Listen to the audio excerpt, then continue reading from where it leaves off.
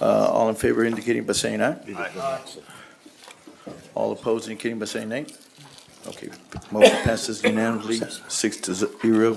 Mr. Thompson is out for a second. We are now back into general session.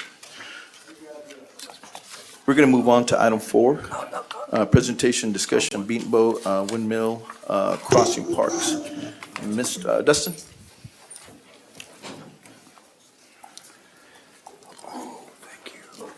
You have the floor, sir. Good to see you all. Good to see you, sir. I have a flash drive. Should be able to plug them on the side.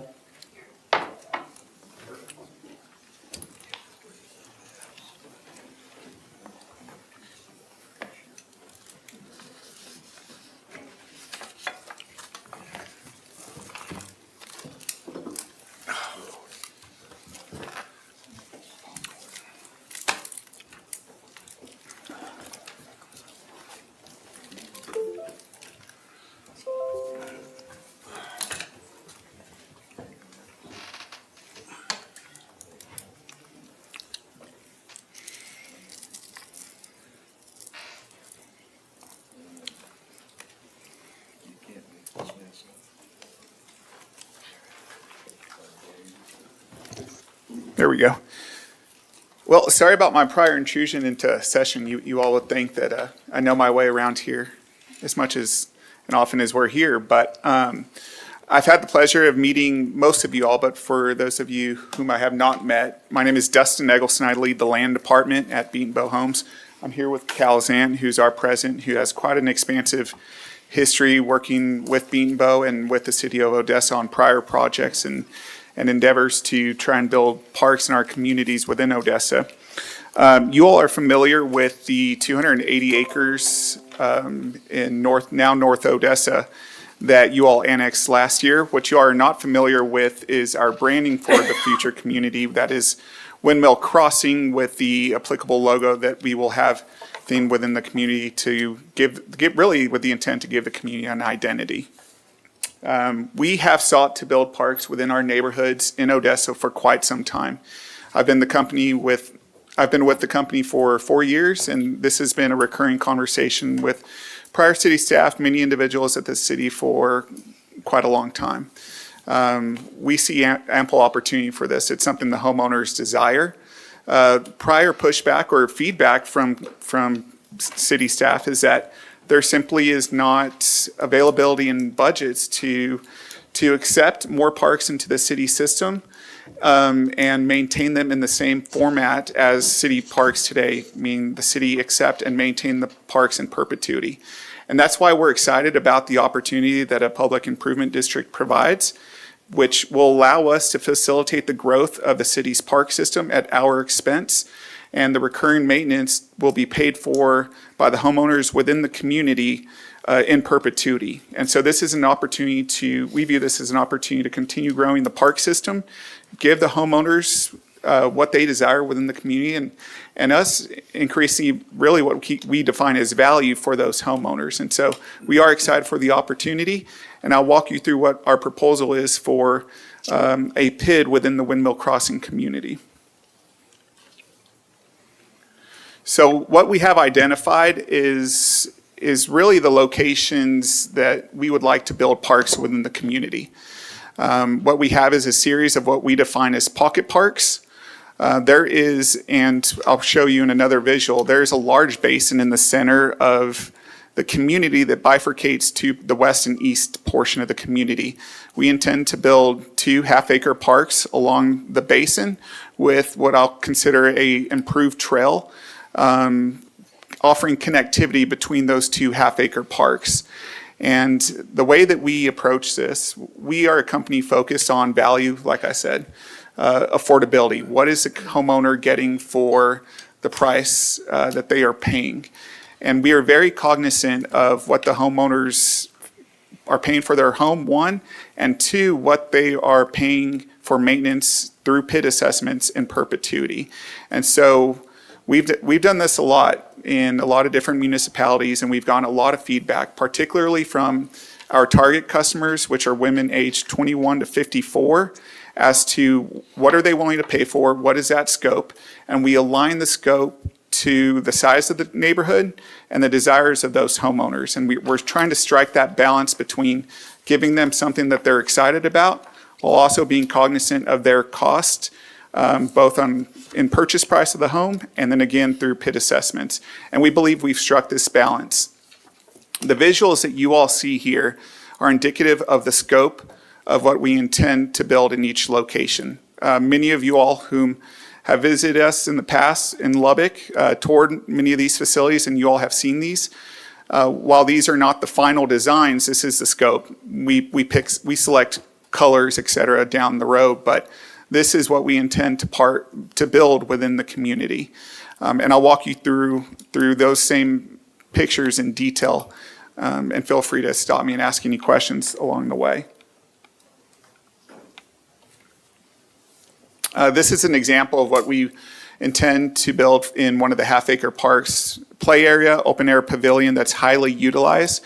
Yet, again, part of that value proposition in that we are not pricing out the customers. This would be one of the two parks that have connectivity between the two along the basin and main thoroughfare through the corridor, really, through the community. And again, this would be, this is what I would classify as a pocket park. Essentially, we build these on what otherwise would be finished lots for homes.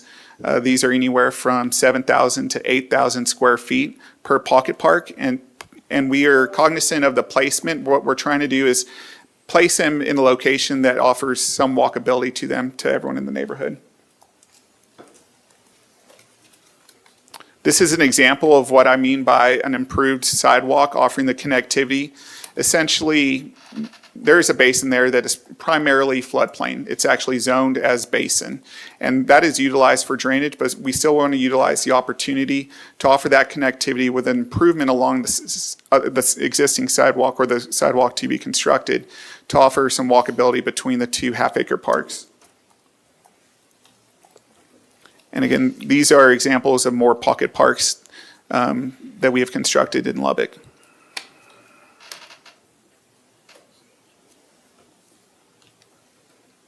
I want to direct your attention to what is pre-platted as the west addition of the community.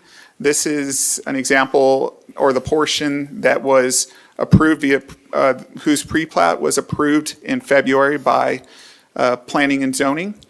We essentially broke up the community into two portions. We are trying to resubmit an amended plat to identify the park locations as presented, along with an adjustment to the north end that has to do with future TxDOT right-of-way, and we've collaborated with your city staff on that. And so that is the change on the amended pre-plat relative to what was approved by Planning and Zoning in February. We are currently going through the process of trying to resubmit that now.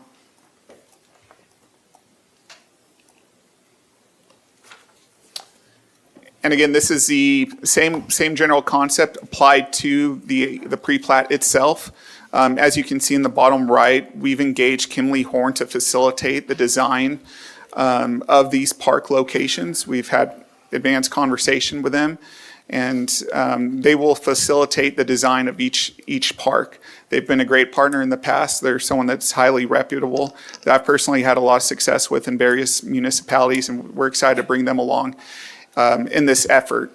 And what you'll see here, again, park locations as previously presented. The way that we do this is that we construct these park facilities 100% at Beat and Bow expense. Some PIDs, and the way that the PID policy and guidelines here, there is opportunity to recover cost. We're not trying to recover any of this cost. This is Beat and Bow expense that we are happy to pay for. We actually maintain the parks up until the PID is financially self-sufficient to maintain the community at its own expense. Essentially, there's enough dollars in the pot to maintain that moving forward. Prior to then, Beat and Bow is maintaining it at our expense. And at that point in time, when the PID is financially self-sufficient, what we've done in the past and had a lot of success with is at that point in time, we will deed it over to the PID or the city of Odessa. Once you all accept it as city council, that's really dedicated to the city. But at that point in time, the PID will maintain it there moving forward. And so in the past, we've done that via separate instrument. Usually by the time 70 to 80% of the community has homeowners living in it. But that is a collaborative effort. We are very careful with the budget, both to ensure that it can run in perpetuity, but also being cognizant of what those homeowners are paying in their annual assessments. There is an area on the south end that we intend to include in that dedication. What we are considering it's unimproved common area. It's a pipeline easement. Pipeline easements, while it is vacant land, there's nothing on it. They're not conducive to building park facilities, at least in this location. This is an active pipeline. Plains is highly involved out here. There's actually a portion of it they're maintaining, but our intention is to leave that unimproved. We believe that the park facilities are better.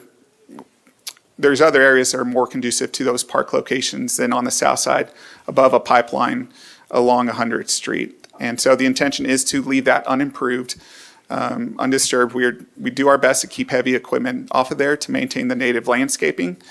As far as any long-term maintenance, it's what I would consider negligible. Relatively speaking, there'd be some trash pickup and perhaps some type of mowing at some point in time if the PID advisory board chose to do it. But we really intend for that to be as untouched as possible. Do you have an agreement with Plains on this to do what you're saying? No, sir. It's applicable under whatever prior agreement ran with the land. So we don't ask that they maintain anything. They do that because it's their easement and that ties into their operations. It's only a small portion that they've actually mowed or done anything with. There is a significant portion of it that we grubbed on the front end of our purchase of the community. But other than that, our intention is to leave it unimproved or not maintained. Yeah, that's a problem. In Sir? my eyes, that's a big problem. Because it's just going to grow up in weeds. It's going to look crazy. Yes, sir. And that is And so unmaintained that's 3 acres right there, a little over 3 acres. that is just over 7 acres across the board. In aggregate with both sides of the community, there's 13. And I'm looking at the full scope, not just the I'm looking at that one portion. piece, Okay. And it's the same. 3.27 acres. Okay, yes, sir. The section in the middle is 3.2 is what you said? 3.2 acres, but there's more than that to the east and to the west. Right. But nonetheless, this ties back to us trying to balance the expense of the amenities and the recurring maintenance expense to what the homeowners are willing to pay for the amenities within the community. Now, one thing that we can do, like I said, by incorporating this into the PID, we can include this in the maintenance scope of that PID. We can say that you all mow once a year, or we define the scope of what that maintenance needs to be in this unimproved area, including trash pickup. And that is part of putting together a budget. By incorporating this into the PID, that we can control the scope of that maintenance. And this is a collaborative effort that we work alongside with you all on and your city staff. This isn't something that we do in isolation. This is a partnership. The alternative to this is that there is no maintenance vehicle out there to maintain this. Other than that, it's going to be left alone unless there's a homeowner that wants to do it himself. That's the truth of it. Once we are no longer there is no maintenance vehicle in place to take care of these open areas that, because it's an active pipeline easement, we are very limited as to what we can go do there. Dustin, can I ask a question? Yes, ma'am. When we first toured Lubbock and Yes, we ma'am. looked at the PIDs and we talked about this, in our original conversation, it was just going to be one park for this subdivision. And so up until the last month or two is when we've seen all these pocket parks. And so how did we get from one big park to all these little pocket parks in this neighborhoods? If the takeaway was that we were going to have a single park in this neighborhood, I apologize. If there was a commitment there that was relayed, then perhaps it was myself that misspoke. At that point in time, there is a large basin, but the discussion that I recall in Lubbock is that we find areas like these basins and utilize them in a manner that allows for, one, their intended use as natural basins, but we find dual benefit by improving specific areas. And that's what we've done here. One example that you all saw is a 30-acre basin, but only 5 acres of that is improved. And so this is another example of us utilizing an existing basin that would otherwise offer no facilities and improving it by those 2 parks and those 2 locations. When we have a large basin, it's never 100% of that basin that is the park because it's utilized for drainage. Here, this basin is 60 acres, and we're wanting to build a series of parks on the west side of it. So with the different parks around, is it gonna be public or private, or is it just to who lives there? Or how's that gonna work with all the different parks? The way I've understood it in the past, and Mary perhaps can speak to the legalities behind it, what we've done in the past is once that is deeded over to the city, maintained by the PID, it is a public park. It is a City of Odessa park. Yet the maintenance expense is paid for via the assessments and of the homeowners living within the park. So within the time the developer has developed the PID and the homeowners are there, so say for the sake of the discussion for 3 years, so only the homeowners have access to those parks? I mean, how do you control that until it's deeded over to the city and then it becomes a public park? How do you control that? Candidly, we don't monitor it. We don't monitor who's going to the parks. We haven't done any access badges or anything. I was just wondering how you could control that and say that it's not a public park. If we really wanted to, you could probably set up a key code or something, but we just honestly haven't sought to do that. If we see people enjoying the parks, that's something we're excited about. Whether or not they drove in from across the street, or more often than not, they're homeowners, but if there's other people utilizing the parks, that's something I'm personally excited about. There's definitely going to be other people using the park. Yeah, because of they're course. needed, so that's why. Yeah. But the one back to your comment about the 30 acre we saw was in Wolfforth, and we had already seen this drainage, Yes, sir. Councilman Swanner and I had, and so that's what, we thought that fit exactly what we were talking about. You said that was a drainage easement, you're gonna put a fountain in it, unless I'm mistaken. You're gonna put a fountain in it, you're gonna grass around the sides, and that's what I think she and I both envisioned. I don't want to put words in your mouth, but I think that's what she and I talked about anyway. And that would be a great green space right through the middle of that. Otherwise, what are you gonna do with it? Just let it sit there, caliche and weeds? Again, we can incorporate the basin and mowing of the natural landscape if required, or weed treatment into the scope. But these parks are very expensive to maintain. Those half-acre parks are going to be $25,000 a year each. We spend hundreds of thousands of dollars a year annually. You all know what park maintenance costs. But when I began this presentation, I stated that we rationalize the scope of the park offerings to the size of the neighborhood because we are very careful not to price people out. The specific example in Wolfforth, that neighborhood has 2,500 to 2,800 homes. Okay. This is 1,100 to 1,200. So And less than half the half, whole thing. less than half of that facility in Wolfforth. No, I'm saying the whole project's more than 1,100, is it not? It's 1,184, dependent on the final design of the eastern portion, which is a function of the traffic impact analysis that we're currently working through with the engineering But department. I think we have to talk about that because that's what we annexed. Right. For 2,200 houses? Yeah, it's 2,200 houses, which is about the same size as And that was my question is. No, why doesn't- sir. Why doesn't this right here show all the property that was annexed? And So- it's just showing half of it. Correct. The reason why we're showing half is because in order to move the project forward, we broke it up as discussed with city staff. The eastern portion, and I will show you the eastern portion is still going through the design process because there's a traffic impact analysis that we've been collaborating with city staff on that will affect the eastern portion. That traffic impact analysis was just complete. We will then proceed to complete the eastern portion. Have you paid for that yet? No, but I've sought to receive wiring instructions for several days now. It's right there. So as far as going forward, Perfect. we need that wired and get that done. Yes. Because one of the things, the question to the council is basically is trying to convey is here is that when this thing was annexed, Mm-hmm. it was done as a whole. Correct. So on the early onset, we were receiving plats to be pre-approved, but we were getting portions of it. So the legalities is here is that if we're going to approve the plat, we have to do it as a whole. And so this is why we have to take care of that second portion of it and get the traffic impact done and paid for so we can go ahead and move forward with that. But we do need the whole thing as a whole. And so we're willing to, to wait for that.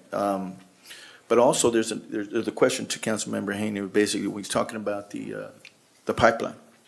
So the pipeline belongs to Plains. It is an uncommon area, but that is theirs. Correct. And so the thing is that there's also another question from the width and the length of the pipeline and the uncommon areas. There's also basically a setback. So what's your setback from the northern portion of the easement to the Beaton Bow property line? And so the thing is, when we're talking about maintaining, whether it's more than 1 year or whether we're gonna leave it natural, because it sounds like it looks like we're leaving it in natural state. What about that portion of there? That's also has to be made into consideration. You're speaking about any required setback from the easement to the property line? Well, you have to have a setback from the easement. Because the thing is, that setback is to have that clearance, for the Right. reason is that if Plains has to go in there, okay, they have to have room to be able to maneuver in that easement. Now, they're gonna do whatever they can. They're gonna do and stay within their easement. But if they have to dig it up, they have to negotiate with you whether they can put dirt on that setback. But there has to be a setback between your property line and Plains. And that's your south, property line to the easement to the north of Plains. Correct. That right there is also gonna be vegetated. And so that also has, we have to talk about that because, the portion of whether it's public and private, and the thing is, it's deeded at one point, the thing is that that has to be at the beginning, we can't do it at the end. So there's a lot of finite things to be able to discuss. Is there any other questions that we need to bring forward? You still got more on your presentation? I do. Okay. Okay. So this visual right here is indicative of the whole community, the aggregate community. There's the western portion on the west side of that basin. There's the eastern portion. On the western portion, we collaborated with your staff to go ahead and compromise on some of the things that might otherwise be captured in the TIA. Basically, the width of some roads going through there. That was with the intention to move the project forward while we worked on the traffic impact analysis. You all know how long this annexation took. We're all excited for this project. We're going to build a lot of homes here. But nonetheless, that was done to advance the project as quickly as possible, while still collaborating on the TIA and then the eastern portion. Essentially, we're trying to get to the point where we can start homes. Candidly, we are operating at 65% of our construction capacity. We are selling 11 homes per week. This year, we've sold 11 homes per week in Odessa. So you've already sold these properties? No, that's what the average sales pace has Oh, been in other- this year. in No, other properties. in Odessa. No, but other properties outside of this? Oh, yes, sir. Yes, sir. Okay. Yeah, nothing here. Yeah, No, 'cause no, I'm no. like, wait a minute, how can No, you no. sell property No, right now? we are very excited, but Okay. we're not that point yet. But the point being is we are operating at a much lower level than what our capacity allows for. We can construct nearly our sales pace, but we are nowhere near that. We're at 65% of that because of the delays that have occurred on this project. There's various reasons for those, but nonetheless, this is where we are, and we're just trying to find a path forward.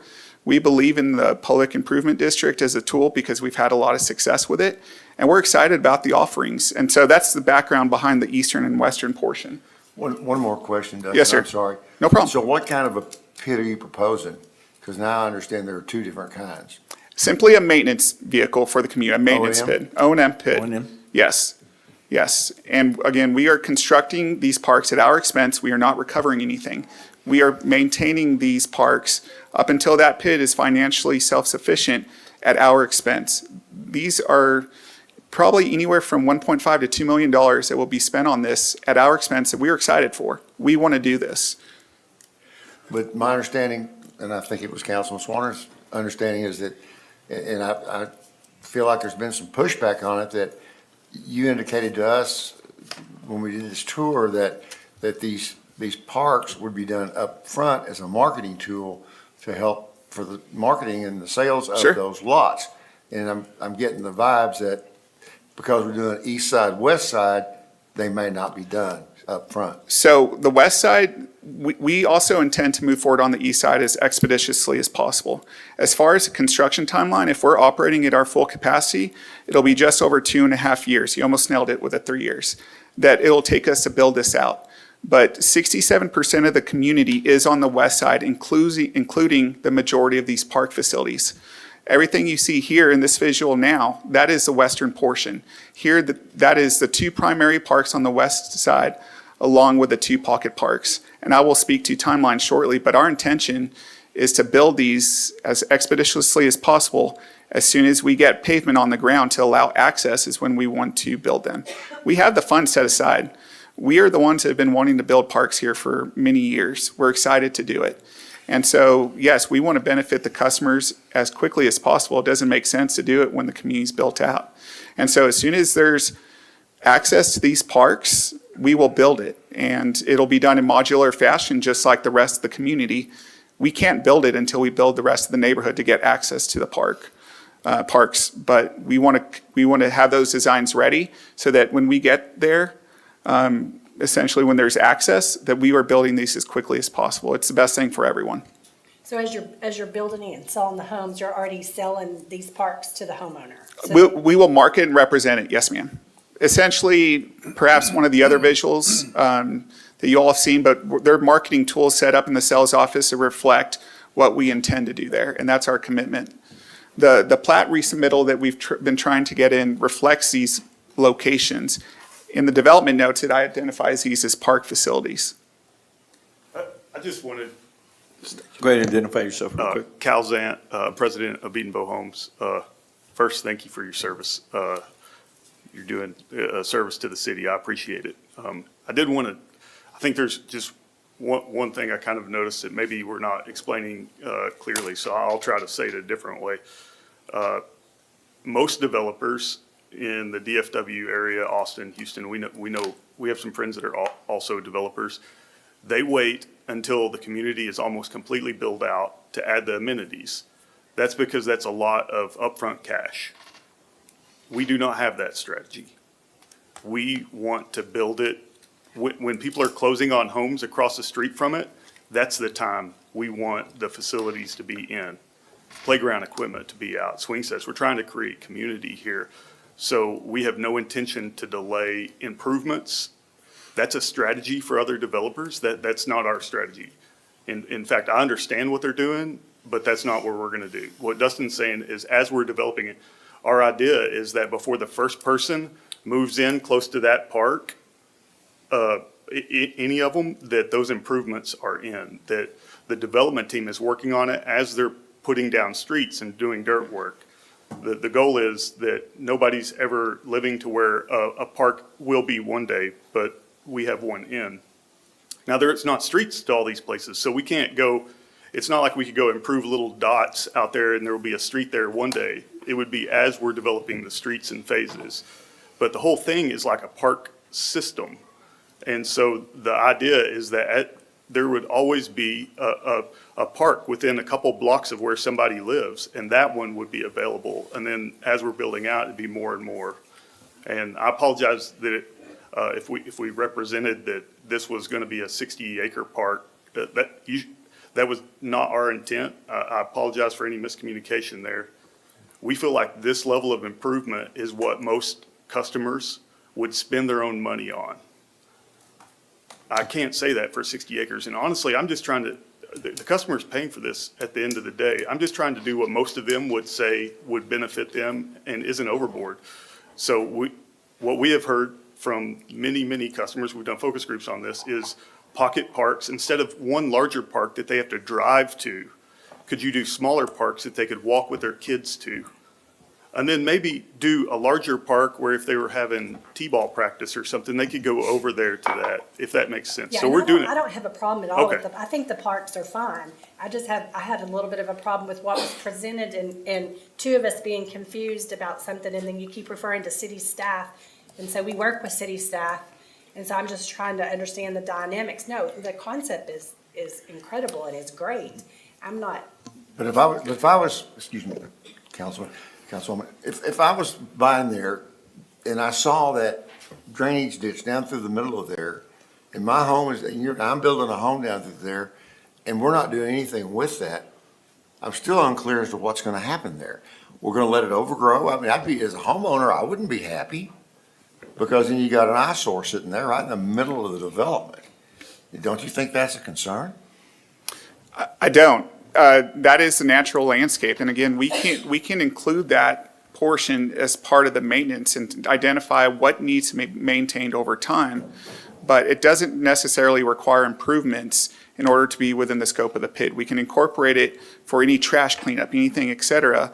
There's actually a lot of people that prefer the native landscape as it is today. I've seen a lot of basins in various parts of the world that look a lot worse than that one. I promise you that. And again, this is a process that we've had a lot of success with. And to go and improve a 60-acre park, you're simply going to price a lot of folks out. Odessa needs affordable homes, particularly now. You all have heard all the news about interest rates, and shortly I will show you a metric that will facilitate and really give some understanding as to how much of an impact even a $1,000 increase can have on home ownership. What are we looking at as far as with the maintenance and operation per property? How many cents? That would be assessed. We target 15 to 18 cents, so. 15 to 18 cents? Yes, sir, is what we've targeted, and we've had success hitting in the past. So on a $250,000 $250,000? I'm just throwing an assessment out there. That's $375 to what, $450 if my math And is this is correct. after it's completed out, Correct. before y'all go to the appraisal district and ask? them to I'm lower sorry, down the they will appraisal? start paying into the PID as soon as they close the home. And it's captured and reflected on their annual tax statement, just like anything else, any other line item in their taxes. But that's what we target. And again, the budget and that assessment being set is something that flows through you all and that we collaborate with staff on. And that is something that we're, again, very cognizant of, is not overburdening the homeowners and, again, pricing them out of the neighborhood. Is that amount, is that amount of 15 to 18 cents something you use in your other developments, like in Lubbock or wherever else? Yes, sir. That's been the mark that we've been able to achieve in Lubbock, specifically in Lubbock. But over there in Lubbock, let's say that 15, 18 cents is based on a $354,000 home as compared to the 15, 18 cents to a $254,000 home in Odessa. I'm not understanding the mathematics there. Actually, our average sales price in Odessa is $230,000. But also, these PIDs are something that we are very transparent of on the front end. In fact, the homeowners legally have to sign PID notices, is what I understand. They do sign PID notices, and so this does not come to a surprise, as a surprise. We are also very cognizant and transparent with what they're getting for that expense. So don't you have one of these big pits on the other side that you guys just built? And isn't everybody using that as a racetrack down through there? Everybody's got forerunners running around all out through there. They're doing this. There's dust flying everywhere. Where, sir? Right off of 87th Street, that you have a big pond sitting out there that usually it's a runoff ditch down through there, and every time I'm over there, all I see is forerunners and dust flying everywhere. Who's maintaining that pit? The North Park PID? Yeah. It is not a PID. There was no PID there. We've never done a PID within Odessa. That is a legacy community. I do not know if if we dedicated that to the city or if we still maintain ownership. Honestly, that's a legacy project. So do you not think that this is gonna wind up the same thing? This one right here in the middle of this, now dust's gonna be on both sides of everybody flying everywhere because you're not maintaining anything on this deal. I think this is gonna be set up totally different, Councilman Haney. Yeah, the intent is to actually have the vehicle in place to maintain it, sir. Good. Again, these are just examples of the concepts that Kimberly and Hornan, we have been collaborating on. This is something that I think is a very healthy visual to reflect the need for more parks in North Odessa. This is directly pulled from the master park plan that you all adopted last year, with a clear indication of a need for more parks on the north side. Directly east of that little blue square on the north side, little green square on the north side, we've constructed 1,300 homes, and they are currently marketed as Ratliff Ridge. We've wanted to build parks there. There is a need. There was no maintenance vehicle in place to maintain these in perpetuity. And so I think this is a very healthy visual. A natural question is, why do we not have HOAs? Your constituents, our customers, have very clearly spoken that they do not desire to live in communities with HOAs. They do not want them, and that is something that they've been very clear about. Today, we actually market that our community does not have HOAs. They consider them to be onerous. People do have mixed opinion, but we feel strongly enough, and the customers feel strongly enough, that we don't facilitate HOAs in the city of Odessa.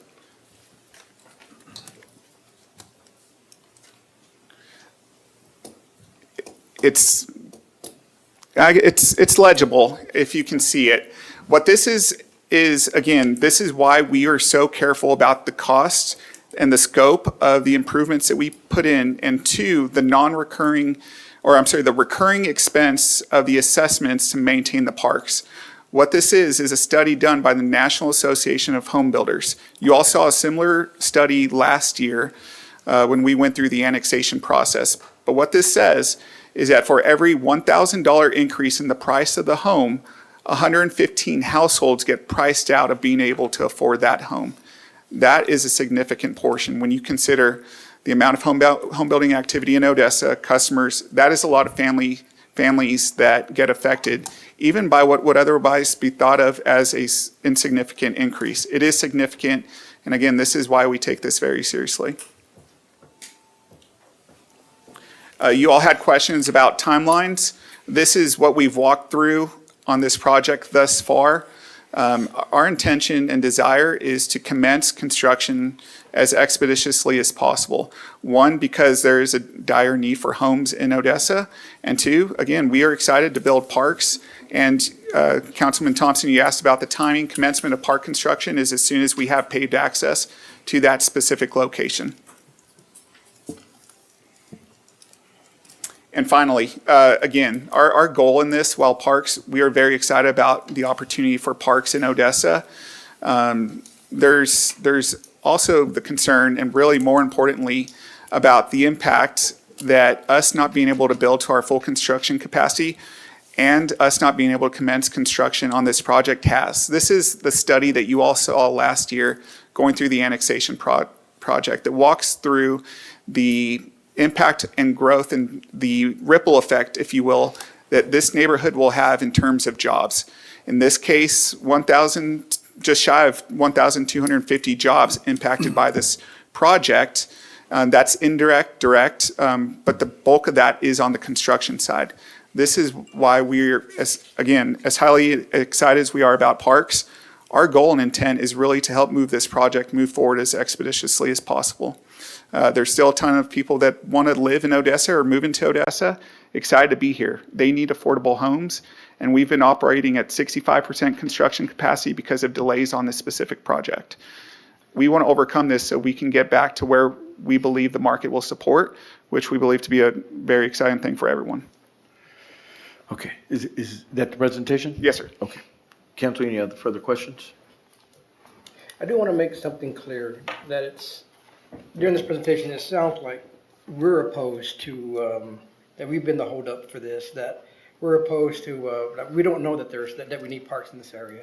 As this council has agreed after looking at studies, especially after losing UDPB, we realize that this community is, especially the north north section of Odessa Service. is under service and needs parks, which is why we began this whole discussion with PIDs, which is why Councilman Thompson and Councilwoman Swanner went to Lubbock to visit with you guys to Sure. discuss the PID process. So we realized that, yes, we do need these parks.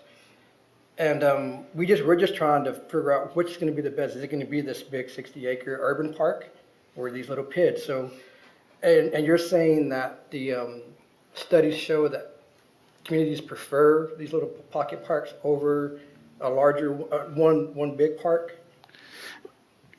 As far as a 60-acre park, that is simply financially not sustainable. We would simply be pricing people out of homes. I couldn't even tell you what a 60-acre park would cost. It's a number that I guarantee I would guess low. But what I can tell you is that the scope that we've defined here is a model that has been very successful with a lot of different folks that have given us feedback, particularly with women ages 21 to 54, which we believe to be the primary decision makers when it comes to buying a home. This model has worked well. As far as the scope of this community and it being 2,000 homes, I'm not sure where that was represented. It was 1,100 to 1,200 and has been. And I'll go back and confirm, but we only have 280 acres that were annexed. And that's including the 60-acre basin. There's no opportunity to get to 2,000 homes unless we were doing attached structures. And so and what we have here is aligned with the scope of what we represented last year. Yeah, I think the confusion is that, I think there was somewhere, it was communicated, it was 1,100 on east and west. That was equitable, but I think the total is 1,100. Yes, sir. Yes, So sir. the thing is 65% of that 1,100 is going to be on the west end. Yes, sir. So some specifics read in here is that we're looking at what basically we're saying is the pocket parks would be private until it's turned over and deeded over to become public. So there's some items that needed to be discussed going forward. So we're talking about 15 to 18 cents. Average rate for appraisal is 230. And so there's some things that we still need to go through. And so the thing is I'm going to ask you because the time of, it's going to be, we've already been going on this for about 2 hours and we have a heavy agenda on the work agenda, so we need to wrap it up. Councilor, is there any questions, directions, what we go forward from this point? I think before we go forward, we need to see the plat of the entire project. What's the timing on that? How far can you get? Honestly, we haven't even seen the TIA yet. And so it would take some time in order to do that. Okay. Tom, if you want to expand on that. Now, one thing that I want to emphasize, going back to the timeline, we were annexed late last year. We initially submitted. So let me stop you right there because you keep bringing that up and how the delays were. You got to understand what the delays were. You were in there. Okay, those delays were not because the city council and the staff and everything. Those delays were simply because you couldn't negotiate a de-annexation from the county. That's where the delay started. And this council and this staff busted our butts to get that thing done.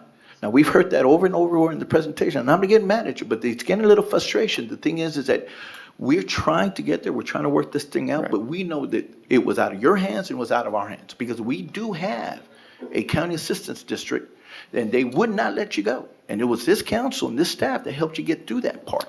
Those delays were out of both our controls and we had to work through that. Now, that's where the major delay happened. I didn't mean to imply that was you all at all. I know, in fact, you all are the ones who annexed this us. condemnation, and Councilmember Mata said that because it's leaving a taste like, because you're sharing the demographics of what the need is. Do you understand? Sure. We know what the need is. We went through seeing UTBB leave the contract, which if you look at your big area, that's how we went from where we were providing green space and not underserving our community, especially the east side, to that gives you that demographic they're using of how we're underserved. That was not the city and our intent to leave UTBB. UTBB left the city. And so now we are working. This is how we wind up addressing, and we both talked about the pits. Mm-hmm. But then the situation you came to us is, hey, we can't leave the county. We won't be de-annexed. And so we had to work through that out. And we were several scenarios until we finally got there. So, the thing is that what's going to happen is people are going to leave this and they're going to leave this impression that we're the ones who are being difficult to work with. Man, we have bent over backwards.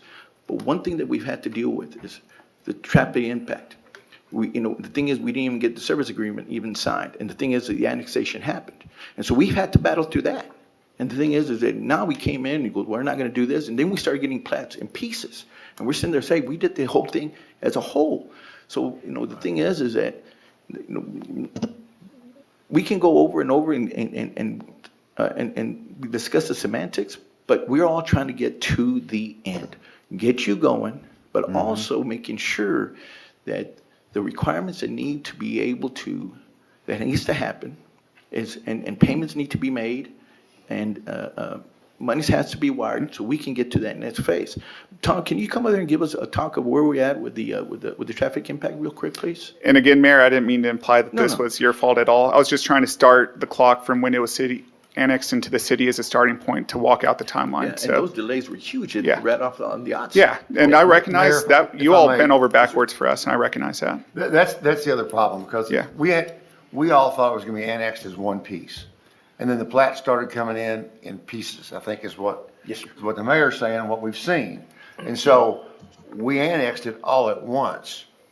So we keep waiting for a plat of the whole thing. Right, Elizabeth? I mean, Elizabeth's planning and zoning. So that we could approve it, but we didn't get a service agreement signed, so now we're backed up with legal to try to get all that corrected so that we're all clear. So we had Okay. to, we had to get, So we got we had stuff to do, We had to so. backtrack. We had to backtrack, and, and without getting into too much minutia. Sure. The thing is that, it is what it is. So what we have to do is we take one issue at a time and start going over it. And that's where we want to get. I know you guys want to get there, and so do we. Sure. But we need to make sure things are done correctly. Tom, Understood. you do that real quickly? Thank you, sir. I apologize, on some of these projects, they get fairly large and complex, and so there's a couple of aspects in terms of traffic that we're talking about. Not all of it is the traffic impact analysis. Okay. The TIA itself is pretty much ready. We're just waiting on I think the wiring. And that would be for the eastern portion, No, the TIA is. for all of it? Yes. For all the 1,100 The houses? entire area. Okay. And that basically is a traffic impact analysis to indicate what the roadway requirements may be based on the volumes of population and that type of thing. Input. The major, and I apologize if I'm doing something that we don't want to do, you just let me know, but the east side I have been hesitant to proceed with forming a plat in that area. They have a conceptual plan for that area, but that area is built into what is planning in the loop study. So lots that they have appear to be within what the TxDOT For the loop right-of-way. Right-of-way. For the expansion, future expansion of the loop, 338, that would be to the northeast side. Right. Okay. And so I have been hesitant for us to make approvals in that regard. I'm hesitant for the city to say, hey, this all looks good, and they start developing with the process, with the intention that is good, but then here shortly, TxDOT will have a plan to come in and purchase the lot. So what's a holdup to be able to get there on TxDOT side? So TxDOT is in design for that area. I believe this fall is our indication that they should have a pretty firm, so right now you'll see 2 or 3 lines. They all come into the property in one way or another, but one of those lines will become more solidified this fall so that they can start to do that. What's the difference between the lines? How many feet? 20 feet? I wouldn't, On the west side, it was 15 feet, okay. probably comparable. Yeah, about 15 feet or so. But when you're talking lot lines, the way that thing's shaped, Yeah. that could add up to several lots. Yeah. And So the 1,100 right now could wind up getting skewed depending on what TxDOT, it's the final definition It could. of the easement. Certainly, yeah, that could affect it. So the west side is 784 lots. With what we have now conceptually, we're right at 400 on the east side, and that could be plus or minus dependent on right-of-way impact, final designs. We might be able to garner some lots somewhere, and we just don't know at this point, so we're close. October, Tom, they probably, with TxDOT? yes, I believe so. And again, I'm just trying to keep us from, TxDOT will end up purchasing that property from the landowner. That's part of the process. But if we want to develop a conceptual plan, so that if you're looking at what there may be in parks on the east side, I don't know what the concept is there, but if that's what you're looking for right now, conceptual layouts like you have or something is. Well, at least it would give everybody a visual of what we're talking about, and then they can see what you're talking about with the TxDOT deal, because we, we've had these conversations.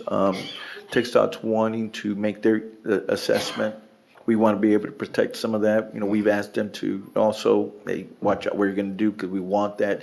We don't want to take the ability away to expand and widen 338. Yes, sir.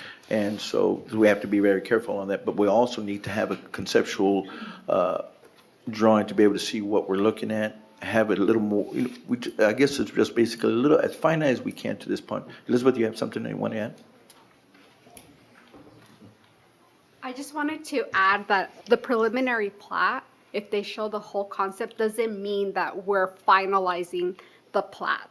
Okay. So there can still be modifications done. I know you guys don't prefer that, but it's something that can happen. But it's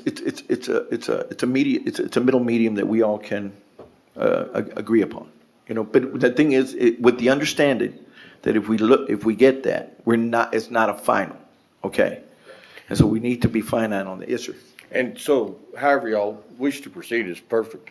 I lean towards a conceptual plan because it's not one that is necessarily formalized in any way, shape, or form on the east side. Well, I don't Okay? think we're there, even if they provide either or. We're not going to A be. preliminary plat does require approval of the P and Z board, planning board, commission. So you've made a decision. Now, legally, I can't tell you how restrictive that is. You do change preliminary plats, but once they've been adopted by the city, you have to have reasons why, my understanding would be, but Elizabeth would probably know better, but you would have to have reasons that you restrict them from being able to use that preliminary plat moving forward. And There's one more time, okay, we're going to get into a debate of a lot of properties on downtown. Before we get way off subject here, go ahead, one last one. We can always put a note with certain conditions on the plat as well. Okay, that sounds good. So, council, is any other thing that we need to discuss? I don't believe so. Are we having two meetings at one time? So, That makes sense. guys, anything else you want to add? No, sir? I would. I think part of that was the confusion on what we were expected to provide. So can I get clarity on what that should be, what council is wanting us to provide? Okay, then that's what was going to be my next question is, okay, where are we at and what is it the council wants to provide, and then when we're going to revisit this? Well, we have the problem with the service agreement never being signed. So I would lean to council to say, how do we get around that and get to the next phase? Would that be a Mary question? Yes. Mary, can you come up here and you know, put a little clarity in the muddy waters? I will do my best. So ask me your question again. So my question is, since the service agreement was not signed up front, which it should have been before we did the annexation, Correct. what's the next steps to be able to get around that or redo that or whatever we need to do? Get back on track. Development, get it back on track, a development agreement? Right, so your service agreement runs with your annexation, so annexation's already done. And so the conversations that we've been having with the developer and with Dan have been that we need a development agreement. And that development agreement is gonna memorialize several components. The TIA is going to be provided and the developer's paying for it. There's gonna be payment and performance bonds on all of the infrastructure. The timing of and trigger of certain components like the west is going first before the east, so on and so forth. So those things are in a draft development agreement that your city attorney, the attorney for the developer, myself, and the developer have kind of been working through to identify those. If there's clarity from council relative to plats and the timing of the plats related to the previous conversation, we can bake that into the development agreement so it's memorialized and everybody knows where we're headed, if you're comfortable with that, city attorney. Then the next piece would be, are we comfortable with the park piece and the O&M PID piece? And we can continue to work through that in the drafting of the development agreement, because I think you all are wanting to pursue parks very much. And so I think we can probably resolve that rapidly. But I think the document is a development agreement. Okay, so that's a memorialized. that's a starting point, the development agreement. Yeah. Okay, so the thing is, you know, since we're not taking a vote, we have to give it a consensus to let the, Yeah. you know, interim city manager, the attorney, Mary, to be able to head this, and for us to, I think that pretty much the development agreement's going in there, that then will kick off the track and impact, the performance bond, also the discussion that west is going before the east because of, yeah. you know, the tech stop, It influenced. and then, and the draft development, and, you know, Elizabeth being involved in this conversation is something else I wanted to add. Yes, Liz needs to be involved. Liz, yes, yes, I already threw her, yeah, she's already been I involved, have voluntold her already that Yes, she'll she's be already involved been in this whole involved. thing, in this whole process. But Mayor, also, I've got Seth back there, and he's got the wiring instructions for the money for the TI. Don't let them leave without you giving them that information, Seth. You'll have We the got two- wire tomorrow. We got I PD out promise. there? I promise we've been trying to get it, Well, and we I will, know. you will have it tomorrow. Take the credit card. Yeah. I'll use it. Anything else? Guys, is there anything else? Could I Yes, say go one ahead. more comment? So the delays we've all met here, not y'all's fault, not all our fault, some our fault, with trying to work out the deal with the county, it was a complex deal. Yes. We aren't a company that buys land way far out. We actually don't use debt. We're weird in that way. So we were buying this land to immediately develop it. And at this point, we've met setbacks that honestly are about to start affecting a lot of people in Odessa, How so? particularly our trade base. So how we get to the price we do is steady work for our trade partners. It's not shortcuts, it's steady work. It's starting a certain number of homes So every are week. you asking us to give you approval to go ahead and move forward right after this today? Is I'm not. that where you're headed? I don't think so, no. Okay. I was not gonna say that. Okay. I'm concerned at this point that if we can't find resolution of this within the next month or two, there could be up to 1,000 people in Odessa that'll lose their jobs. Do you believe that we can't find that resolution within the next 60 days? I'm fully committed to it. I will say the part about the parks, if that adds complexity or time to this, while I came to the council personally probably 5 or 6 years ago and presented the idea of PIDs.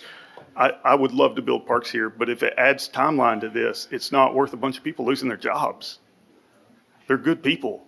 They really are. I'm concerned for them. We won't,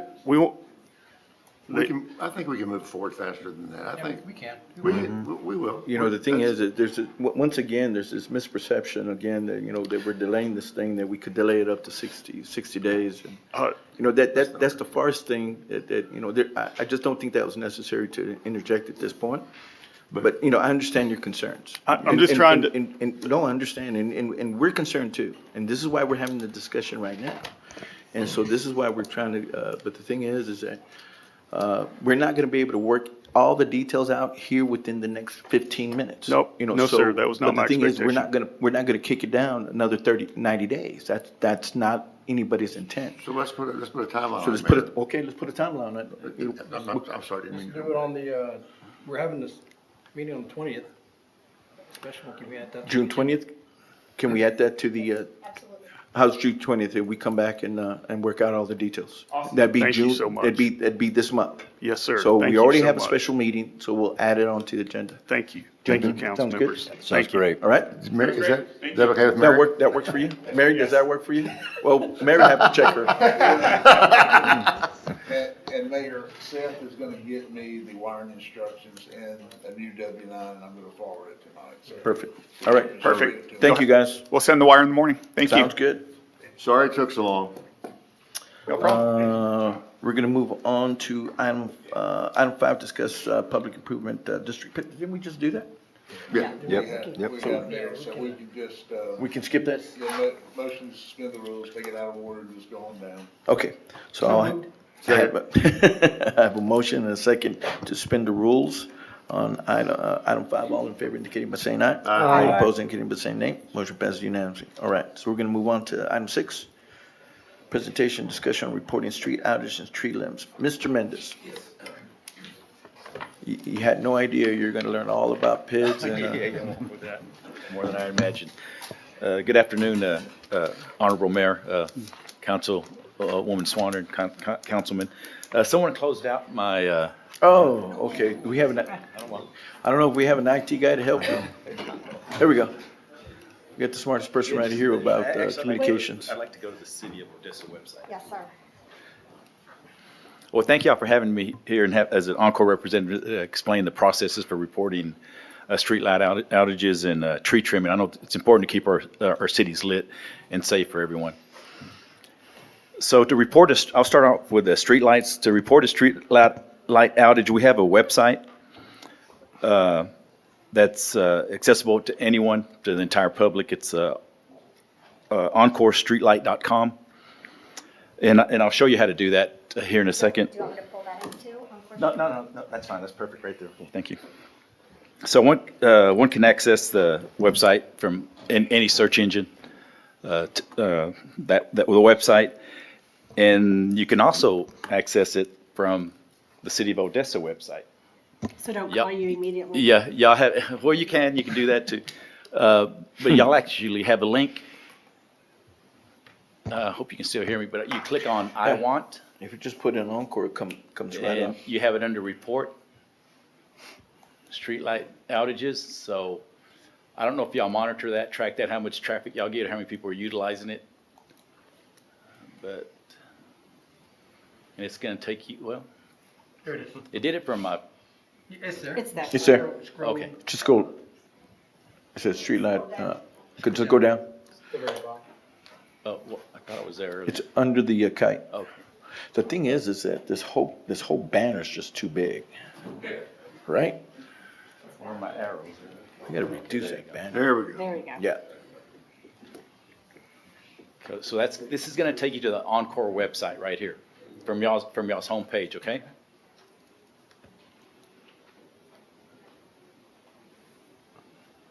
And before I give a demonstration on there, I'll proceed with I have some talking points here. You can also, I report them with my smartphone. It takes all of 60 seconds, between 30 and 60 seconds to report a street light outage. Or you can call 888-313-4747. Or you can even email our contact center at encore.com. But of course, the easiest way is to do it online, or you can always call me. I'm happy to take calls anytime. Your of the day. My Encore app is pretty neat too. The app that you have.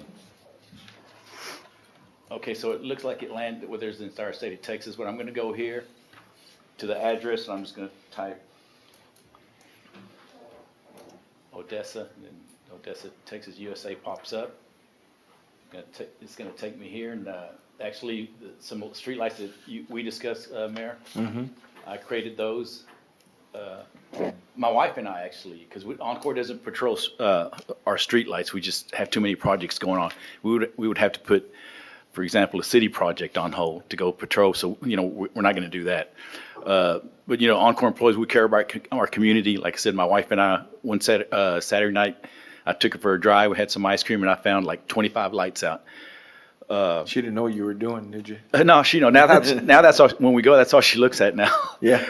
But yeah, there was from the post office to Sam Houston, and also north of the police station. I was happy to report those, and we got all those back on. But simply, let me. So basically, what I spoke to Mr. Mendez as I go out, one of the primary ones, and this is what's perfect right here. Go ahead and explain that. Yeah. So the yellow indicates all the street lights in Odessa, and the blue indicate guard lights. Now, the process for reporting a guard light is different. You have to call your retail provider and identify your address or the pole number, and tell them there's an outage in our standard utilities contractors will go out there. Now, for our city lights, we make it simpler. You can simply click on a bubble, and there you go to the left. Yeah. You'll see that, the GPS, FLN pole number, and you simply fill this out. The outage reason, lights out at night that's 99% of the issues, okay?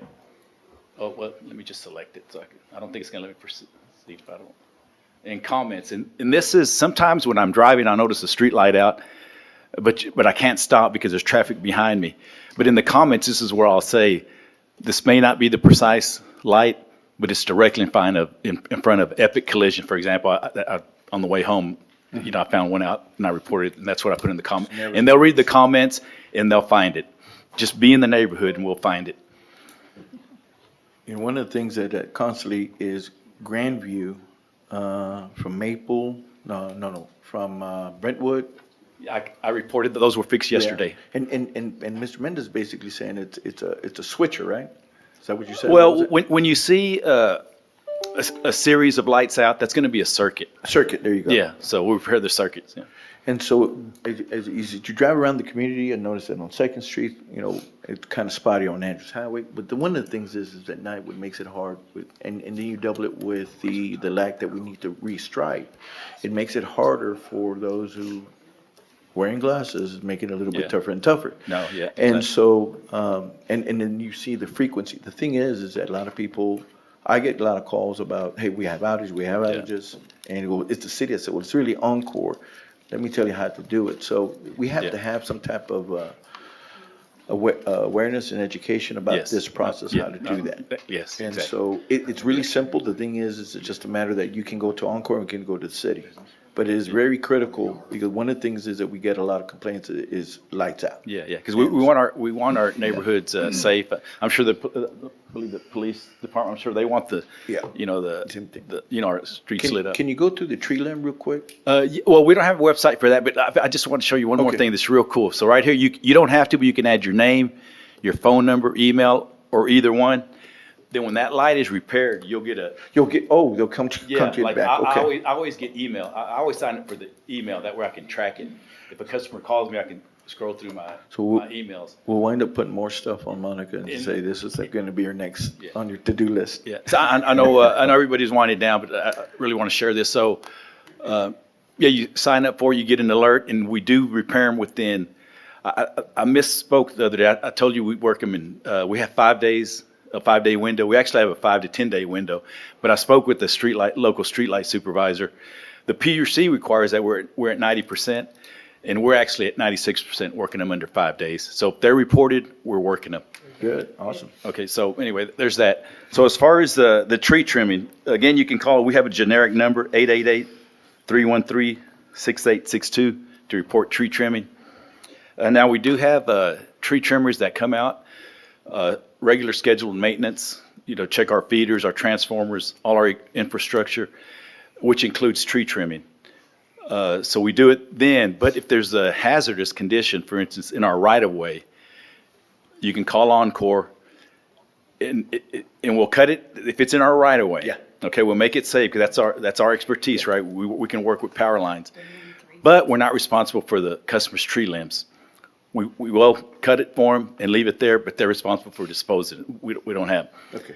We just That's good to don't know. have, okay? Yeah. Now, if the hazard is in the service line going to the meter base in a customer's property, they're responsible. But they can call Encore and request a temporary, or they can call their electric retail provider and request a temporary disconnect. And we'll go out there and we'll cut it at the pole. That way they can cut it safely without worry of electrical shock. Process, yeah. Okay. Yeah, and basically that's it, unless you have any questions. Council, any questions? Thank you for what you do. Well, thank you, I appreciate All it. right, thank you. Okay, item 7 is discussion of rejection of bid of proposal for tire replacement and repair. Christopher Adams. Mr. Adams, this is the new guy. You need to introduce yourself. For those of you who haven't met me, my name is Chris Adams. I'm the new Equipment Services Director, Manager. I come to y'all with. I've been doing this since 1987, so pretty much everything. There's nothing I haven't seen yet. First item up is I would like to ask y'all to reject the bid proposal for Southern Tire Mart to do our tire repairs that have been done in the past. After my first week, I reviewed the proposal and I reviewed the bills for last year. We were right at about $989,000, and that included a $180,000 upcharge. How much? $180,000 PO upcharge. And what was the reason for the upcharge? We just ran out of money. So in my experience with a fleet this size, we should be spending somewhere around $5 to $550. So what I'm wanting to do, I've already received bids. We can purchase all of our own tire equipment for just under $41,000. I would like to hire tire technicians in-house. We will purchase our tires. We will have care, control, and custody over it. I think that we can, if we do this, we can drastically decrease our cost. Part of the problem that we are having with Southern Tire Mart, and I've asked Joanne the possibility of having Southern Tire Mart's bills for the last year audited, is just in the 3 weeks that I've been here, we've already found that we're being double, triple, and quadruple charged for the same exact asset, same wheel position, etc. Really? And it's just more, I have to ask finance to help with the audit because it's just too much for my team. I don't have enough people to go through a year's worth of bills and try to match it up because And it's. you're asking for the 12 months from 12 starting previous now months. back? Yes. Okay. Mr. Adams, how many are you proposing to, the tire technicians that we'd have to hire to? I want to hire 3. And with that, we can do it and use the people dual purpose because they're not going to be doing tires all day long. And we can utilize them in other aspects of the shop because I'm wanting to pull everything in to the facility on Pool Road, either by converting the body shop and using that as my tire facility, or the awning that is outside the lube shop, taking 2 of the bays and enclosing that with doors. So where's it, oh, so we don't have one right now. Everything's No. outsourced. So this would be a Everything is new creation. outsourced. Okay. Correct. And so the thing is that the savings and then with the audit that we're able to double and triple and quadruple being charged will then turn around and be the savings to be able to absorb the 3 positions. Correct. And then we'll be on the plus side. Yes, Okay. sir. So this proposal, you'll wind up presenting it to the city manager? Yes, sir. And then you'll bring it back to us? Okay. Anything else you want to add on that? Not on that one, no, sir. Good job. Appreciate it. You're off and running. Thank you. You got the next item.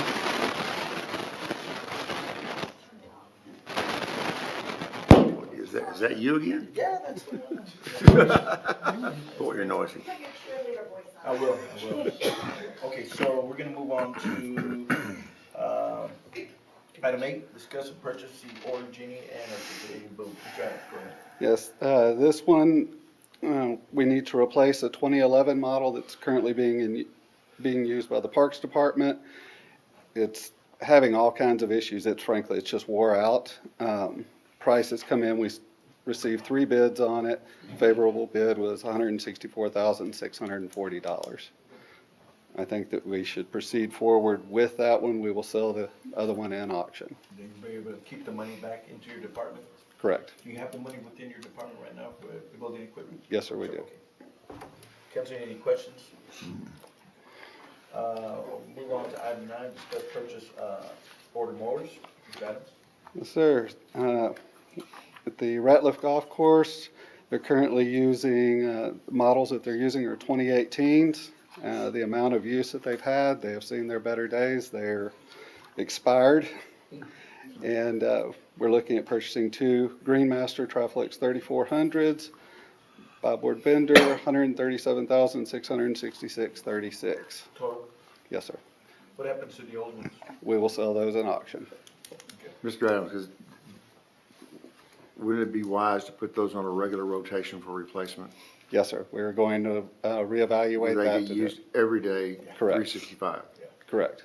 And so I suggest we get some kind of a schedule to replace them every however long. Like you do with our fleet. Correct. I'm reevaluating all of that currently. Good, glad to hear it. Thank you. Yeah, Council, do we have any questions on that? It's our revenue source. All right, move on to item 10, discuss.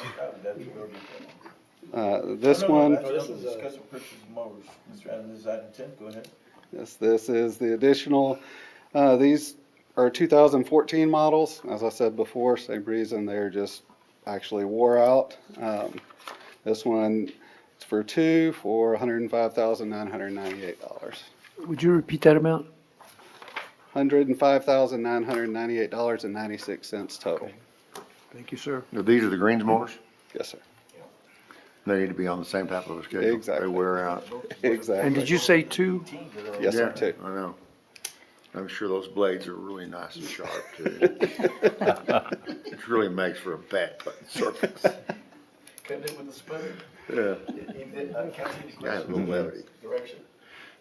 Good Okay, that. so we're gonna move on to item 11, considering purchase, order rotary service lifts. Mr. Adams.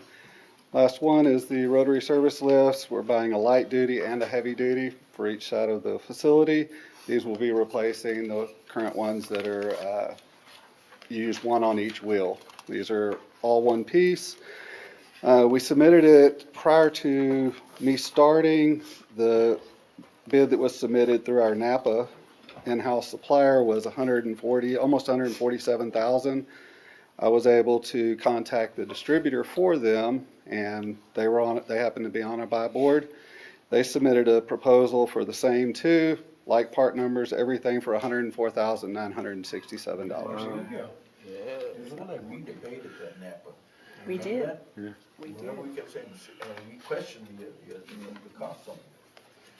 Okay, council, any questions on the, on item 11? Sam, details like that? Mr. Adams, welcome to the team. Thank you. We have already earned your key. It's a pleasure. We're gonna move on to item 12, discuss the bid award for janitorial service at the 11 city facilities. Mr. Anderson. Good afternoon, Mayor and Council. I have an agenda item here which would allow us to enter into a new janitorial contract for the next 3 years. Currently, we're under our 6th year with our current provider because we had that 1-year renewal option. And we decided it was time to put it back out for bid and see what we could get.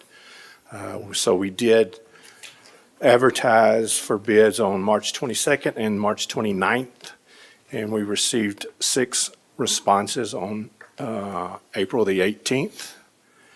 And those responses were anywhere from $1.5 million to $400,000.92.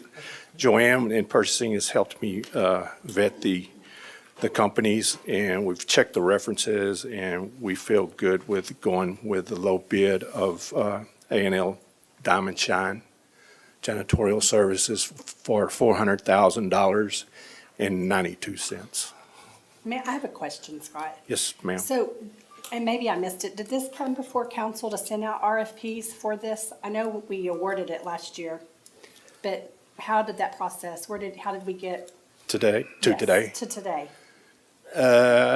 We didn't bring it to council to send it out for an RFB or RFP, so. Okay, because I was looking at this as notice of request for bids were advertised on March 22nd, so y'all just did, okay, I was just Yeah. asking, because I was like, did I Yeah. miss that? The only reason is because I actually had a janitorial service that contacted me and said, let me know, please let me know, we want to bid that out. And I saw it on the agenda, I was like, oh, did that come before us? And I totally missed that. No, it didn't come Because before you. This company is very upset that I did not let her know this was up for proposal, so. Okay, So I can okay. give her, how did we get here? That's how we got here. The current provider, like I said, has been with us for 25 years, for roughly 25 years.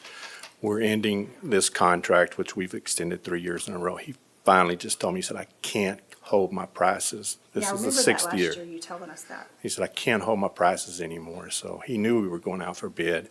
And we tried to contact everyone locally that we knew of or could find. And then we advertised, and then we also put it on the website, so.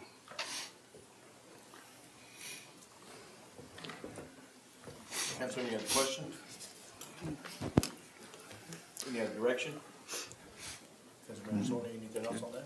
I know, I just wanted to make sure we didn't, because normally we get asked before the request for proposals get sent out, and I was like, is that something we, Well, this was a RFB, so it was a request for bid. Bids. Okay, so Yeah. it's different. So we didn't have the opportunity. If we would have done an RFP, then we could have evaluated those proposals, is not there any just. reason we shouldn't do that? Or We've always done it as a RFB, just because we're basing it off of bid price. just because it's always been done that way? Okay, I had But it to- was put in several different places, so I mean, you know, it was available. It just didn't come before us, yeah. Is this something that when you're going into budget and you're going to the retreat, or is something that, make a note of it, is something that the council we can discuss? Okay, And the reason we put it out this early, because it won't go into effect until October 1. So we go out, You have to finish this year's budget. I need to know how much to ask for in the budget And I process. did go online and picked up all the janitorial services in Odessa to send them a bid. okay, that's So- fine, I just wanted to see if I had missed something, so, No. okay. Any other questions? Thank you. Council, any other questions? Thank you, sir. Thank you. We'll move on to item 13, discuss renewal contract with PNC Bank to provide treasury management services. Mr. Boyles. Good afternoon, Mayor and Council. This item here is to discuss the renewal contract with PNC Bank for their banking depository agreement with their first-year extension. City staff released a request for application back in January 7th of 2021 for a bank depository agreement. And based on those responses that were received, Valley View, who are our consultants for the banking services, and city staff recommended that the bank depository agreement be awarded at the time to BBVA Compass, who have since merged into PNC Bank. With that option for a 2-year contract with 3 future 1-year options for renewal. That was approved back on the May 25th, 2021 council meeting. We're up for the first year renewal option here. What they're offering with this is an increase. It causes an increase to the earnings credit rate. This is going to generate an additional $34,000 revenue annually to the city. And the increase in interest income and fee savings should also generate an additional $130,000 annually. The increase is, right now, our earnings credit rate is 0.19%. The increase is making it go up to 0.90%. This will generate earnings credits that will offset the costs for fraud prevention services, and there's no charge for these additional services at all. So, according to Valley View, the ECR rate being offered are substantially higher than our current rate. However, they seem to be considerably lower than the current market rate being seen and the recent depository services solicitations that they provide. Renewing the standard 1-year term would give the city flexibility to react to the changing market as appropriate. So with the passing of this resolution at the next council meeting, this will give Mr. Bernal access to sign the 1-year extension. So, Questions? It's amazing how we can't do better. We can't even do a percentage. We're almost there. almost there. Council, any questions? No, sir. Anything else on it? No. Mr. Bowles, anything else on this item? Not on this item, no, Okay, sir. we're gonna go on to item 14, discuss outside agency request for funding for fiscal year 2023-24 budget. Okay, this item here is for the outside agencies for the requested meeting where the council will come together at the June 27th meeting and decide what the allocations need to be. At a few weeks ago, Mr. Mayor and the rest of the council asked me to get a spreadsheet together for you guys for what has been awarded. That was handed to you before work session started today. That has the amount that was awarded for fiscal year 22, the amount awarded for fiscal year 23, and what's been used in 23 to date current. Basically, just wanted to bring this in front of you guys for first reading here. But at the end of the day, what I need to know is council still good with the June 27th meeting date? to do these allocations. It's the, Yeah, we have to. Sooner the better. Yeah. Yes, my only request, can you send it on a and I will do that, yes. spreadsheet? Yeah. Well, real quickly, the reason why we request Mr. Bowles to do this is that in the past, the responsibility of the city is after the allocations, after the award, after the receipt, there's a process. One of the processes is also to find out the organization that received money, what monies have left over. If something wasn't provided, something that wasn't done. And it's real critical for us to be able to know when we're making those awards, because, you know, we have a lot of requests, and the thing is that it's the responsibility of the organization, the city, and it's us, you know, the city to be able to sit there and go out and, okay, how much you have left over, there's just a form, we can get this from the state, there are requirements that we just have not kept up.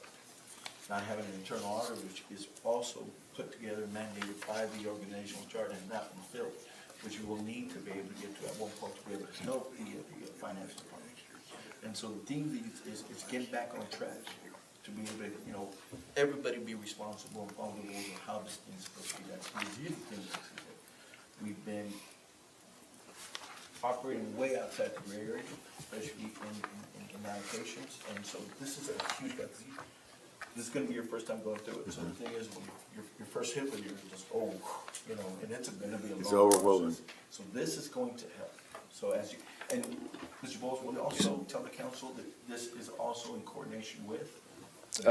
This is in coordination with the 24 fiscal year budget as well. So if you see item one on this sheet and spreadsheet, it's gonna match up with your book. Okay. Yes, it is in Nice, order nice. for the books that you guys did receive. So, Another thing real quick, Mr. Mayor, is on fiscal year 23, you may see that some of the applicants last year don't have anything spent yet. That is because their event or whatever they're using the funds for actually happens in these last 4 months of this fiscal year. So if you have a question on any of those, let me know, and I'll be happy to let you know what, history-wise, what that looks like. it's real critical, because you see that, Yeah, like, oh, yes, it they is. usually have this left over, well, they don't have that. Yep. And so that's real critical to know. So, yes, so I would say take the book, reach out to the organizations, reach out to Mr. Bowles, and get these questions answered, because that will help you as we go through this process.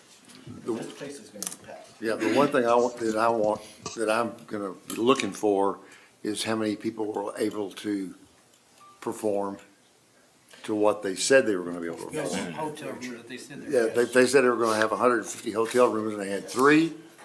Yes. It'll make your decisions a little easier. It make my decision And easier. and not only that, also in the process, when we wind up speaking to the experts, and which they're going to help us, and they're gonna provide some of this, and we're gonna go through the finance, is that is also a requirement. There is a requirement of how many hotels, stays have to be,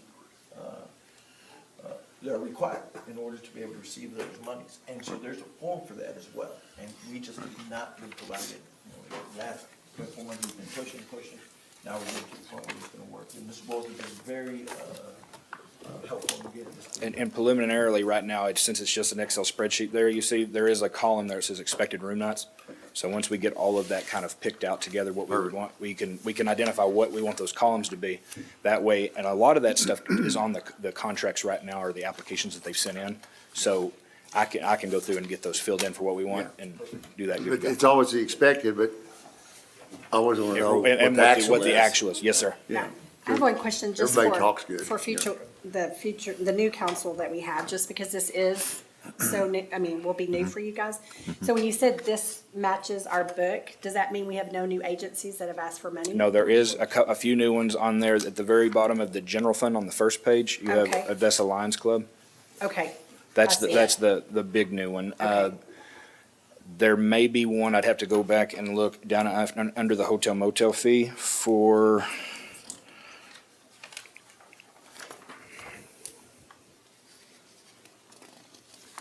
Not a new one, just a name change in business. So that's why it looked a little different. I believe it's under the Fiesta West Texas is where there's a new business name under that.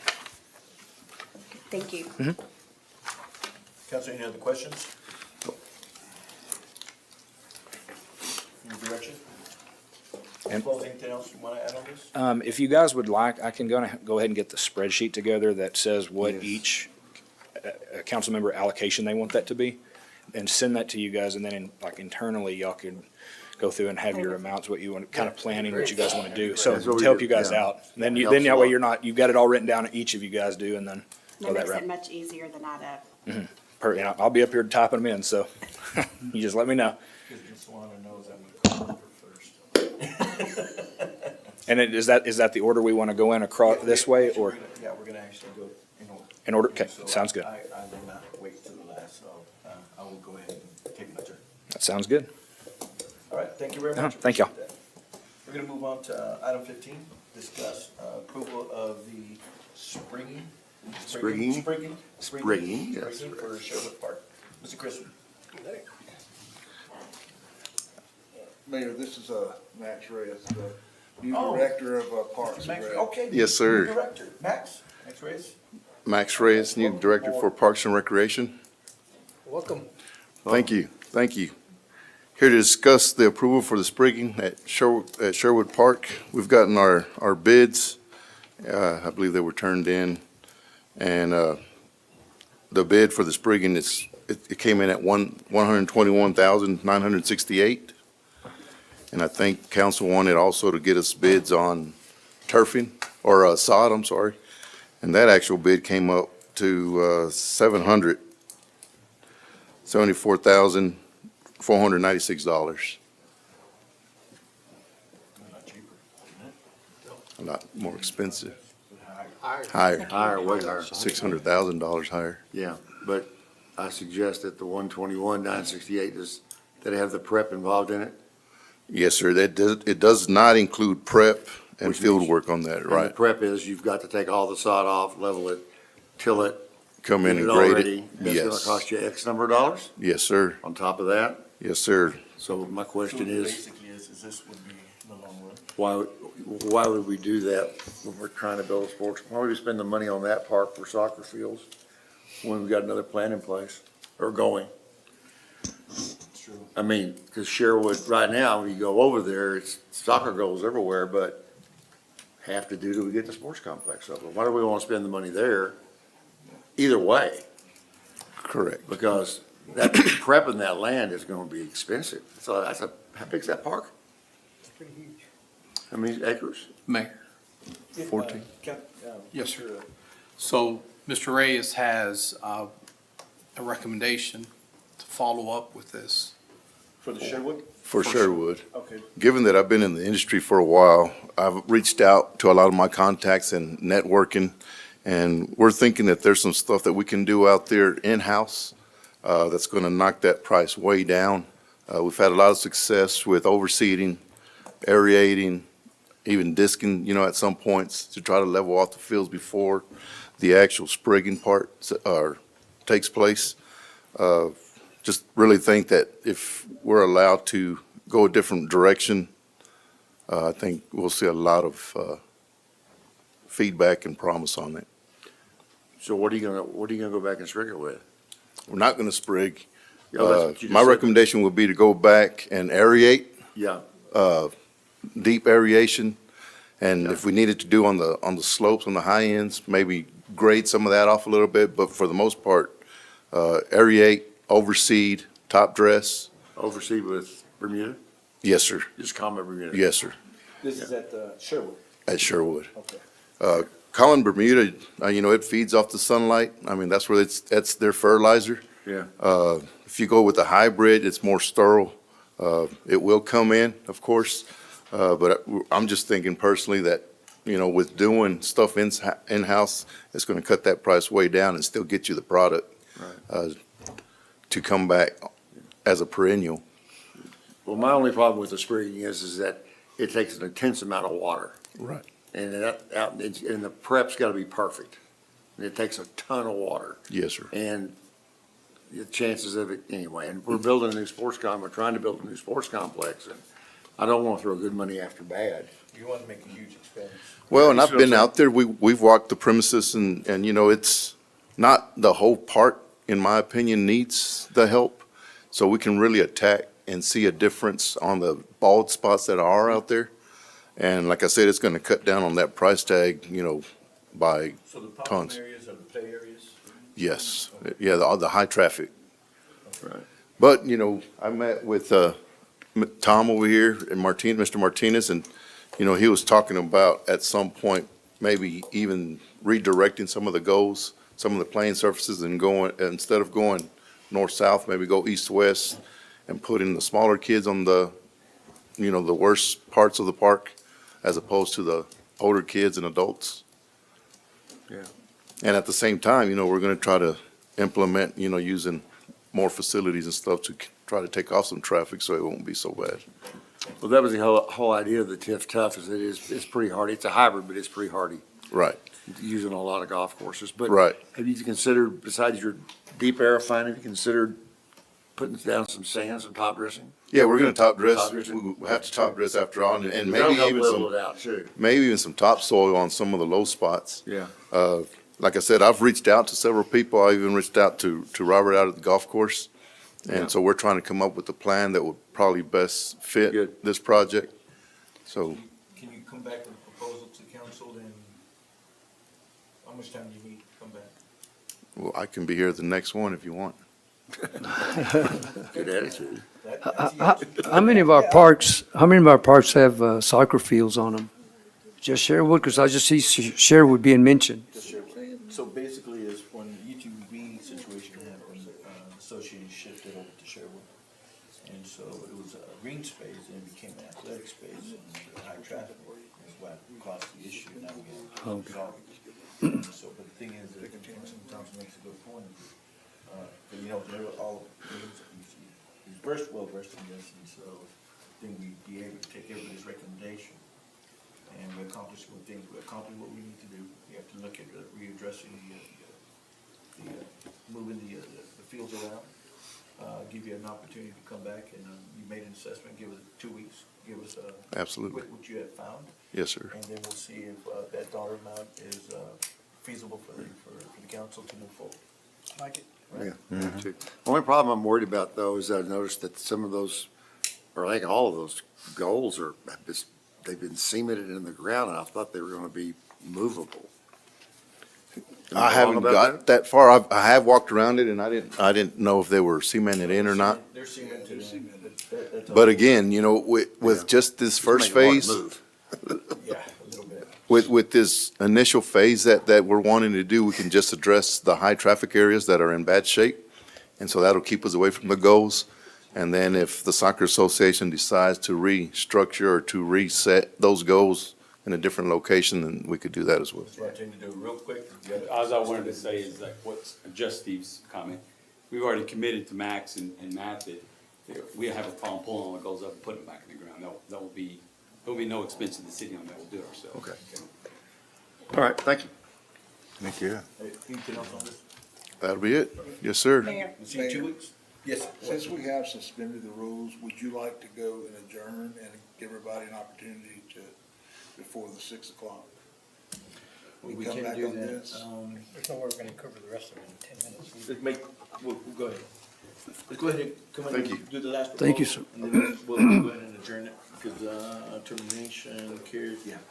Rita, we're gonna have to come back, okay, because we're 10 minutes away from the city council, and so, go ahead.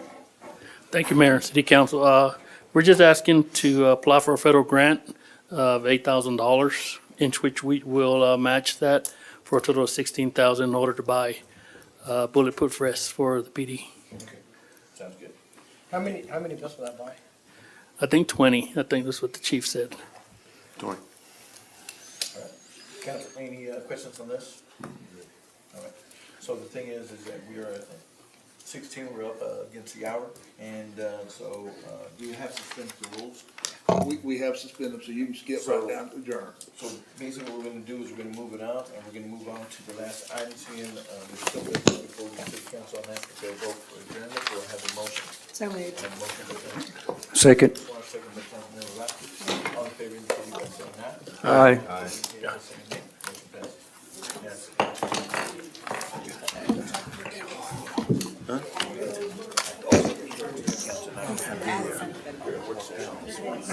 Yeah. So leftover items? Okay, just go straight. We're not gonna have them come back. We need to notify. Yeah, they're not that big of deals.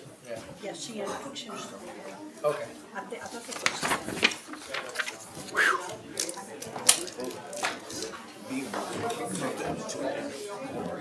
But it was important. But it was important.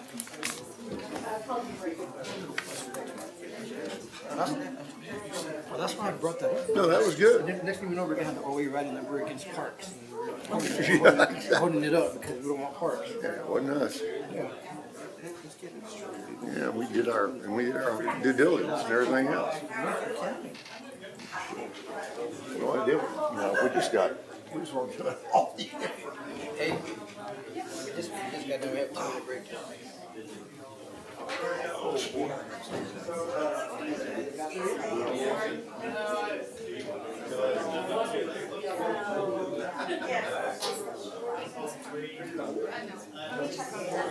Is he back there?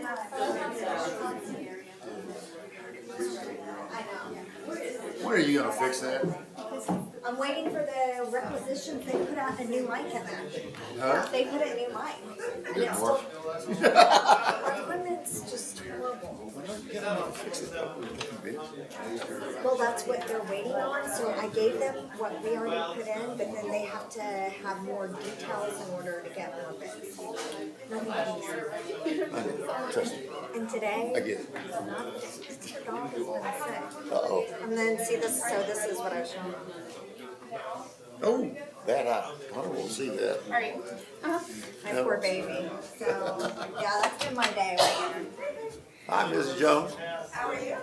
Right now, I'm stiff. I'm sitting there too long. Well, you're here. And you're vertical, that's all good. I am vertical.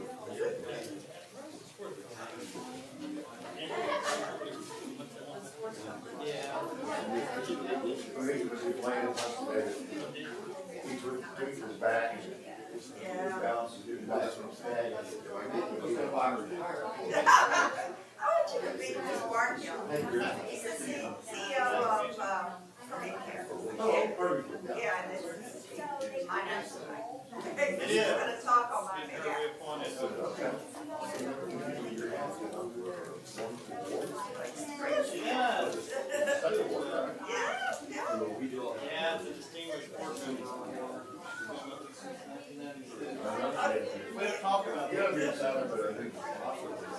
Oh, yeah. Chris has really been involved with, the planning and the architecture and all that. So, and I think after it gets built, we'll have a role. Well overdue. To collaborate with, I mean, there's a lot of different mindsets on a private site, like what we do with net, so I think we can coordinate more this year. I don't know, we're excited about it, we know the workforce and stuff are being shown. Get us 200 nurses. Right. Yeah. That's the problem. You know, I went on the board, hospital board in 91, we were looking for nurses, and we started off with we're still short. Yeah, that's true. Everybody works hard. Well, it is. I thought my staff, if we talk about that too much, we can Yeah. it's like you gotta build it, and then, It will come. something will happen, enough to open it, go further.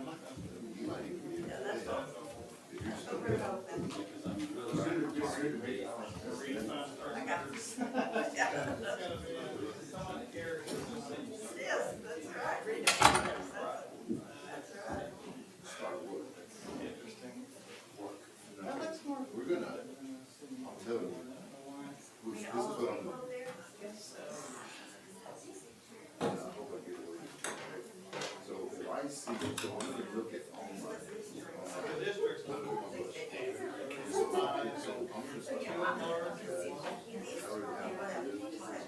Norma.